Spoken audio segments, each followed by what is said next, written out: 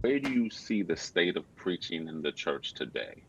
How do you view, like, obviously you teach up and coming pastors and preachers. I know this is an important thing for you, but the state of preaching today, with the, you know, famous preachers now and big famous churches, and all that stuff. What's your view on everything that's happening in preaching today? Well, I have concerns Mm. about the state of preaching, and I think we all should. It's a vast subject, but the concern that I have comes really from a couple of different vantage points. One, I'm deeply concerned about the state of preaching as it relates to Scripture, as it relates to the Word of God. Yeah. I think that there's a great deal of preaching, and there's a great tendency to do preaching that is absent from mining and developing what the Word of God is saying. You've got Joel Osteen and others like him out there that basically have gone to pop psychology. And Yeah. so there's this kind of Dr. Phil in the pulpit idea that we can lead people back to health and wellness by teaching them these principles about how to think about yourself or how to relate with others. Hmm. And so we've exchanged the dynamic and power of Scripture for what we think will be the value and help of psychology or pop psychology in this Oh, case. yeah. I think that ultimately is a failed enterprise because you cannot remove the power and depth and meaning and introspection that preaching the Word of God means and simply substitute that out for something else. So while we have a lot of examples that are out there in the media of people that like to preach things other than Scripture, and certainly there are churches which have gone wholeheartedly into this same kind of arena of preaching pop psychology or psychological or social principles or whatever, political ideas, whatever it may be. Hmm. You also have then a whole raft of people who would say, no, no, no, I preach the word. But I have some concerns about how we're approaching scripture when we're in the pulpit. Fred Craddock's one of my heroes and one of the people that really inspired me. And Craddock, this is 50 years ago, Craddock started talking about the way in which preaching was being done in the 1960s, 1970 area.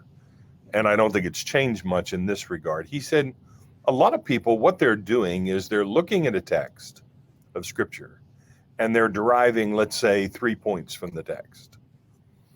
And then they take those 3 points and they leave the text behind and they preach the three ideas, the three Hmm. concepts. Yeah. And Craddock was deeply concerned about this because he said, actually, that does more harm to the scripture than it does lift the scripture up. And so when we leave, we may know 3 points, and we certainly like to alliterate them, so we've got, our three P's or our three R's or whatever it is. Yeah.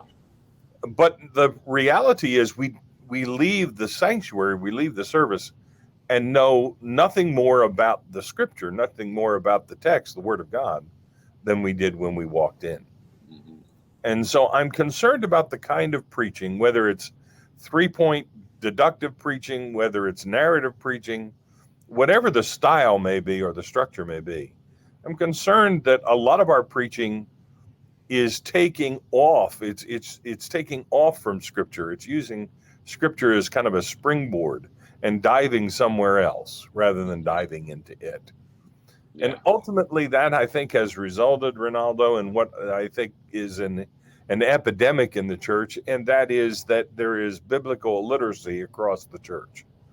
Hmm. We don't do Sunday school anymore. I know we do small groups. I understand that. But we don't do a lot of Sunday school stuff. We don't do a lot of Wednesday night teaching, delving into the word. And then if we're preaching, where our preaching is to using scripture as a springboard into ideas, but not into itself, then this Hmm. creates this whole epidemic of biblical illiteracy Yeah. that is haunting the church. So the problem with that is when we go Monday through Sunday, and we're experiencing our jobs or our homes or our families, neighborhood schools, whatever it may be, we don't have a wealth of scriptural knowledge or understanding to take with us and to use in those circumstances where I think there's trouble brewing for us. So Yeah. my concern about the state of preaching, and if I could, I'd say that my concern about the state of worship is that we have ended up being scripturally light. Mm. The sermon isn't necessarily dealing with the text in a deep way. And in a lot of churches, and I think, you and I would come out of traditions where this is unfortunately true. Yeah. A lot of our traditions, you go through a whole service and the only scripture that's read in the service is what the preacher reads before he or she preaches. Yeah. And then then they put the Bible aside.